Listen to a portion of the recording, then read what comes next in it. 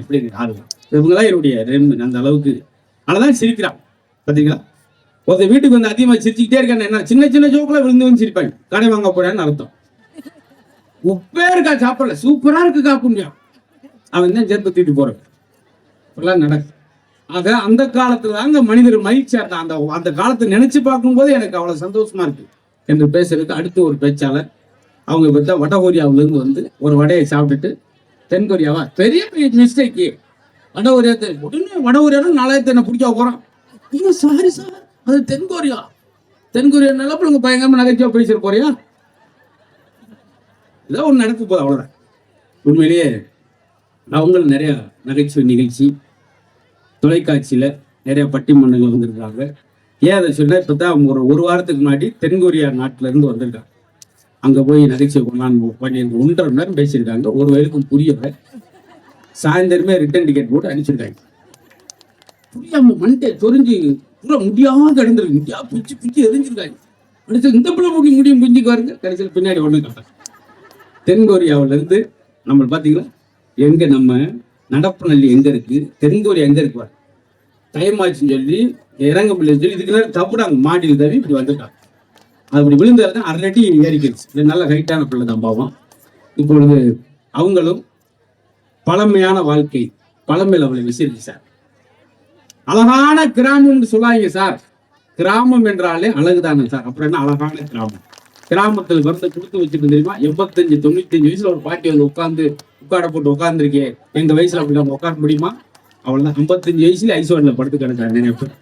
இதெல்லாம் பெருமை. இதுதான் அந்த கால மக்கள் என்று சொல்லி பேசுறதுக்கு நிறைய பட்டி மன்றம் பாட்டு மன்றம் கவிதை மன்றம் இதுக்கெல்லாம் போகலாம்னு நினைச்சாங்க.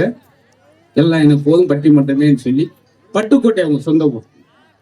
அது மட்டும் இல்லாமல் எனக்கு தெரிஞ்சு இந்த சின்ன வயசுலயே 46 விருதுகள் வாங்கலாம் நினைச்சிச்சு. ஒரு வயசு கொடுக்கல என்றவும் என்ன செய்ய அப்படி. ஆனா ஆச்சரியப்படுவீங்க.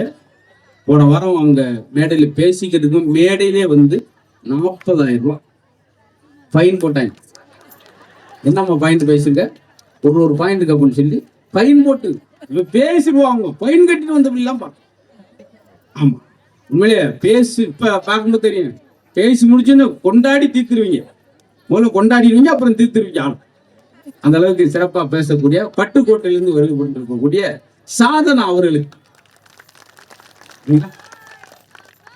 பார்க்கத்தான் நாங்க ஒரு பஞ்சு மிட்டாய் விற்கிறாள் மாதிரியே உங்களுக்கு தெரியும். ஆனா பேசும்போதும் அப்படித்தான் தெரியும் நினைக்காங்க. பேசும்போது பிரமாதமா இருக்கும். இவர்களாம் மகிழ்ச்சியான வாழ்க்கை என்பது அந்த காலத்தில் தான் என்று சொல்லி பேராசிரியர் அவர்களும் சாதனா அவர்கள் பேச போறாங்க. அப்படியே அந்த காலமே சொல்லிட்டு எப்படி சார் இந்த காலத்துக்கு கொஞ்சம் வாங்க. அந்த காலத்துல குருகுல கல்வின்னு இருந்துச்சு. எல்லாம் வாத்தியார் வீட்டுல போய் படிக்கணும். இன்னைக்கு 450 பேர் வாத்தியார் வீட்டு போனா என்ன ஆகும்? கச்சமுச்ச நோட்டு டீ போட்டு காப்பியை போடணும் வீடவே சுட்டுவாடு மாதிரி ஆக்கி போடுவாங்க. போக முடியுமா?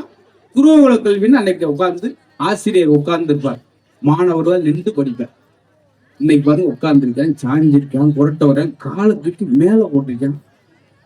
இன்னைக்கும் குருகுல கல்வின்னு சொல்லி அந்த காலம் மாதிரி ஆசிரியர் வீட்டுக்கு போய் கணக்கு பாடம் படிக்க போறேன்னு வச்சு இவன் கணக்கு பண்றதுக்கு முன்னாடி டீச்சரோட வாத்தியாரோட பொண்ணு கணக்கு பண்ணி போயிட்டு பிரச்சனை சந்தேகம் குழப்பம். அதுக்கு 2 பேரும் கையெழுத்து மாறி. அதனால காலத்துக்கு தந்து நாங்க இருக்கோம் சார். வேகமா இருக்க மின்னல் வேகத்துல ஒரு உழைக்கிறோம் முன்னேறோம். எங்களுக்கு பழைய காலம் மாதிரி இந்த சோசியல் ஜாதகம்லாம் பாத்தீங்களா எதுக்கு எடுத்தாலும் இந்த காலண்டர் தின காலண்டர் பார்த்துட்டு போவோம். துலாம் ராசி யோகம் அடிக்கும் லாரிக்கார அடிச்சு போட்டு போயிட்டாங்க. தேவையா நம்மளுக்கு கடைசியில் லாரி வரையில யோகம் அதே யோகம் அடிக்கணும். வாங்கம்மா ரொம்ப லேட்டா வந்துட்டீங்க 7 ஜோக்கு இழந்துட்டீங்க பரவாயில்ல. அதனால என்ன நீங்க யூடியூப்ல பார்த்து தெரிஞ்சுக்கீங்க.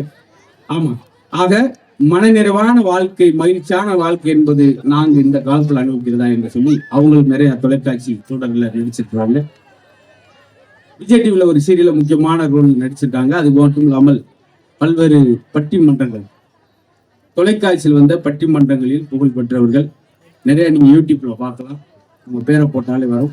அந்த அளவுக்கு பன்முகம் கொண்ட பாடுவாங்க பேசுவாங்க நகைச்சுவை இப்படி பன்முகமாக பேசக்கூடிய காரைக்கால்னாலே ஒரே ஒரு அம்மையார் தான். காலப்போக்கில் காரைக்கால்னு இந்த ஒரு அம்மையாரும் உங்களுக்கு ஆகும். காரைக்கால் பெற்றெடுத்த அருமையான ஒரு பேச்சாளர் யோக தரிசினி அவர்களுக்கு ஒரு பெரிய கரகோஷம் கொடுத்து அவர்கள் என்போடு வரவேற்று இவங்கெல்லாம் மகிழ்ச்சியான வாழ்க்கை பிரகாசம் இந்த நேரம் தான். நீங்களுமே உலகத்திலே சிறந்த நேரம் எது அப்படின்னா இந்த நேரம், சிறந்த இடம் உலகத்தில் எதுனா இந்த இடம் அப்படின்னு நினைச்சா மட்டும்தான் ஒவ்வொரு நாளையும் நம்ம மகிழ்ச்சியாக கொண்டாட முடியும். அந்த வகையில அதே அன்னைக்கு சிறப்பாக பேசுறதுக்கு அவர் ஒரு நல்ல ஒரு எழுத்தாளர், ஜெயகாந்தனா பாலகுமாரன் அவருடைய துணை எழுத்தாளராக அவருடைய இருந்தார். இவர் சேர்ந்த நேரம் அவர் தப்புன்னு சொல்லி முடிஞ்சிச்சுன்னு நினைக்காதீங்க. அது ஒரு அனுபவம், ஒரு அழகு, ஒரு ஏன்னா அவர் ரொம்ப இழுத்துக்கிட்டு போக கூடாதுன்றக்காக சில விஷயங்களை. ஆமா, நல்ல விஷயம். அவரும் கலக்க போயார். சீசன் 7ல வந்து தன்னுடைய பங்களிப்பை நகைச்சுவை செய்திருக்கிறார். அழகாக பாடுவார். இந்த பாடல்கள்லாம் உல்டா பண்ணி மாத்தி பாடி மக்களை மகிழ்ச்சி படுத்துறதுல அவர் தனி இடம் பிடித்தவர்.